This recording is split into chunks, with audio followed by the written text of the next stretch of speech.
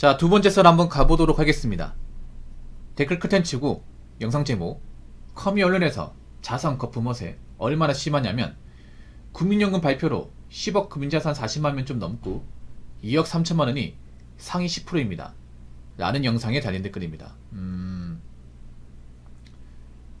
자, 금융자산 10억이 뭐냐 하면 이제 예적금이랑 채권 같은 거 다 합쳐가지고 10억이 넘는 사람. 그 사람이 전국에 다 합쳐가지고 45만 6천 명 정도 된답니다. 45만 6천 명. 그 중에 70%인 32만 명이 이제 서울이랑 수도권에 이제 다 모여 있습니다. 수도권 인구도 한 2,600만 되거든요. 이제 서울, 경기, 인천까지 합치면 한 26만 됩니다. 2,600만 됩니다. 2,600만 중에 32만 명이에요. 이 많은 겁니까, 여러분? 그럼 나머지 2,568만 명은 10억 자산 이하를 가지고 있는 거죠.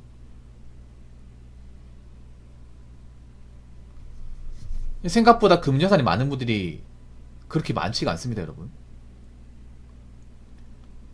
좋은 아파트 산다고, 좋은 차 몬다고 다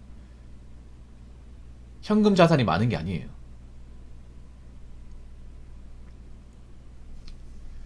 우리가 사람을 볼 때 무조건 겉만 보고 판단하거든요. 좋은 집에 산다고 하면 아, 저 사람 잘 사는가 보다. 좋은 차를 보면 아, 저 사람 능력이 좋은가 보다. 이렇게 생각하는데 물론 그게 틀린 건 아니에요. 근데 생각보다 함정이 많아요, 여러분. 물론 좋은 아파트 사는 사람이 그만큼 능력 좋은 사람이 가능성이 커. 근데 문제는 뭐냐 하면 요즘에 가장 힘든 사람이 누구일까요? 요즘에 가장 이제 버티기 힘든 사람들. 제가 봤을 때는 무리해서 대출 받으신 분들, 무리해서 집을 구입하신 분들이 가장 힘들 것 같아요. 왜냐, 지금 이제 매달 나가는 원금 이자를 내기 상당히 힘들거든요, 여러분. 생각보다 굉장히 힘들어요, 여러분.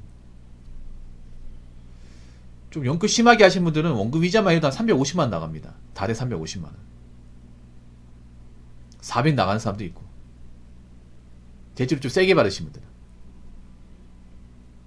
그러면 여러분 있잖아요. 웬만큼 많이 벌어도 감당이 안 돼요, 여러분.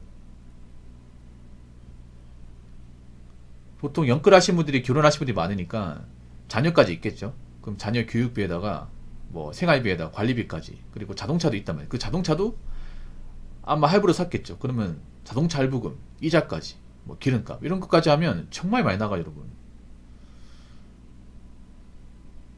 뭐 그걸로 나가는 고정비용만 해도 한 7, 800원 나갈걸요, 여러분. 그럼 뭐 1,000만 원 벌어도 한 200밖에 안 남는 거예요, 여러분. 근데 1,000만 원 이상 버는 사람 얼마나 있을까요, 여러분? 달에 세금 떼고 1,000만 원 이상 버는 사람. 그것도 전체로 하면 한 소수점이에요, 소수점. 얼마 안 됩니다, 여러분. 세후 1,000만 원이면 연봉으로 치면 1억 7천만 원 되거든요. 보통 1억이 세금 떼고 640만 원 되니까.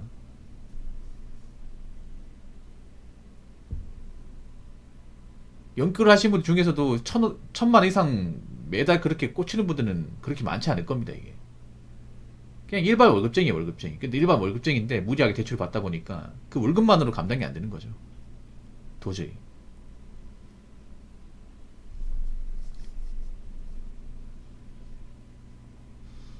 아무튼 제가 얘기하고 싶은 거는 생각보다 사람들이 겉으로는 있는 척 하지만 속까지 꽉 찬 분들은 많지 않다는 겁니다.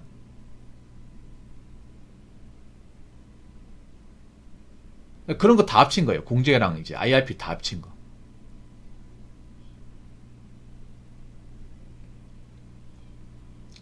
그러니까 겉만 번지르하다고 그 사람이 무조건 능력이 좋을 거다, 자산도 많을 거다, 이렇게 생각하지 않았으면 좋겠어요. 왜냐하면 지금 대한민국이 푸어적이 너무 많아요.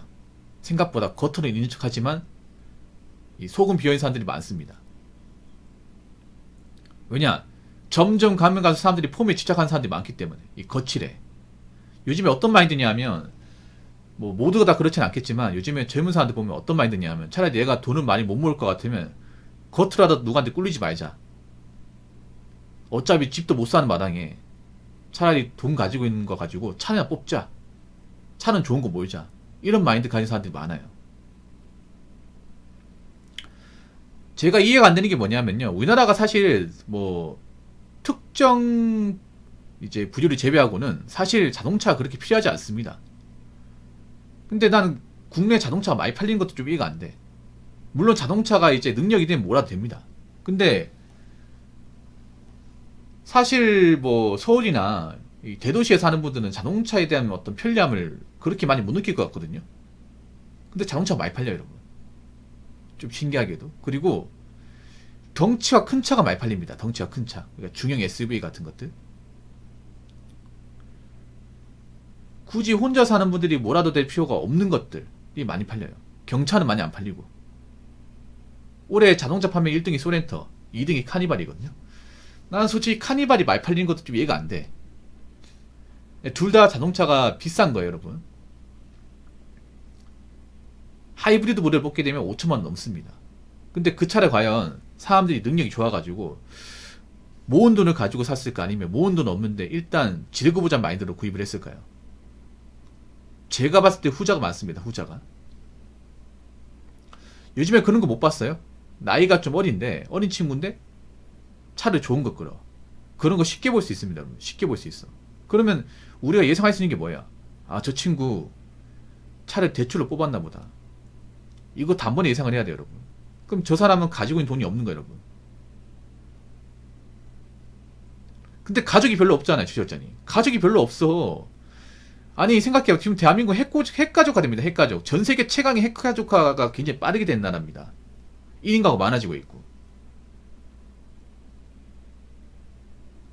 우리나라는 전 세계적으로 출산율이 거의 바닥이잖아, 바닥.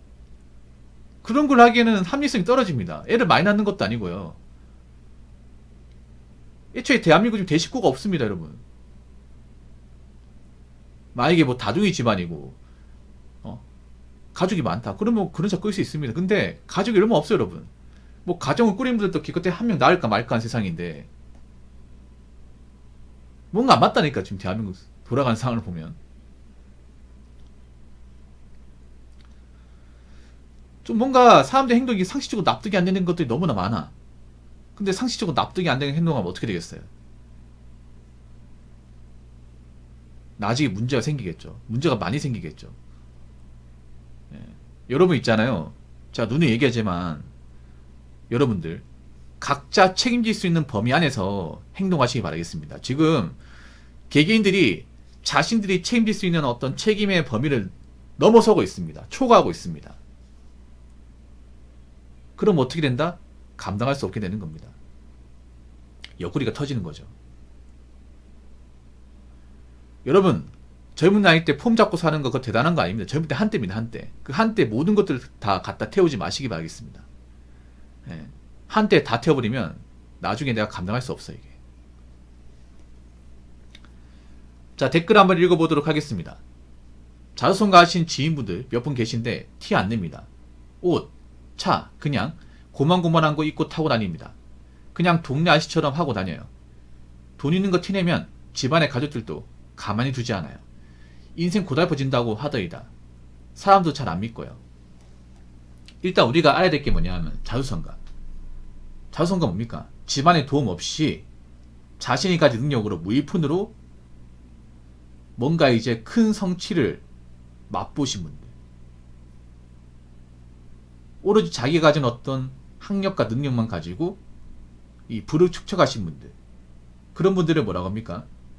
자수성가라고 하죠. 소위 말하는 개천에서 용난 케이스. 근데 자수성가 사실 잘 안 나오죠. 보통 자수성가는 금수저나 이제 은수저 분들한테 적용되는 게 아닙니다. 그분은 사실 상관이 없어요. 그럼 자수성가한 케이스가 뭐냐? 보통 흑수저. 집안이 가난하다거나 집안에서 뭔가 이렇다 할 지원을 받지 못하는 사람들. 그런 사람들이 이제 그런 어두운 역경을 딛고 자신이 가진 어떤 수완이나 노하우를 가지고 고생해서 현재의 부를 축적하신 분들, 현재의 결과를 받으신 분들. 티 안 내죠, 당연히. 그러니까 자수성가 했다는 게 뭐냐? 그만큼 개고생을 했다는 겁니다. 완전 고생. 보통 자수성가 하신 분들 보면 항상 그런 얘기에 약간 꼰대 같은 분들 많은데 잠을 적게 잡니다. 진짜로. 자수성 가신 분들 보면 특징이 뭐냐면 쉬는 날이 없어요. 워크홀릭입니다. 남들 하는 만큼 하는데 자수성 갈 리가 없습니다. 그래서 저분들 기본적으로 일벌레. 월화수목금토에 항상 일을 잡고 있고 취미생활도 없고 그냥 일만 몰두하고 있습니다. 저렇게 뭔가 이제 부를 많이 축적을 해도 일을 놓지 못해요. 이게 습관화 돼버리다 보니까. 그리고 굉장히 아꼈습니다. 돈을 아꼈어요.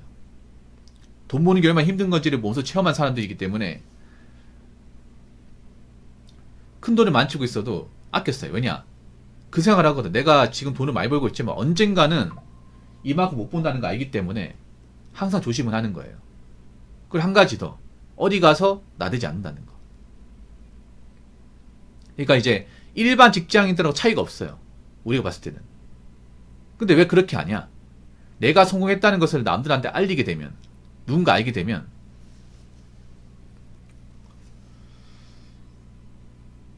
나한테 빨대꼬부리 한다거나 나에게 이상한 목적으로 접근한다거나 그런 케이스가 많이 생기기 때문에 사전에 차단하기 위해서 일부러 평범한 척 하는 거죠. 평범한 척. 이분들도 이제 처음에 잘 나가니까 남들한테 자랑했을 거야. 돈 많은 척 하면서 이제 남들한테 자신의 성공을 좀 자랑했을 거야. 근데 그 결과가 안 좋게 오는 거죠. 나의 성공을 진심으로 축하한 사람은 별로 없고 나한테 뭔가 빨대꼬부리 한다거나 아니면 나한테 뭔가 등쳐먹으려 한다거나 아니면 나만 보면 뭐 술 사달라 밥 사달라 한다거나 이렇게 나한테 뭔가 의도적으로 접근하는 사람들이 많다는 거 알기 때문에 이제 없는 척 하는 거예요. 없는 척. 그리고 사람 안 믿는 이유가 워낙에 배신 같은 거 많이 당하기 때문에 오히려 있는 분들이 배신을 많이 당해요. 있는 분들이.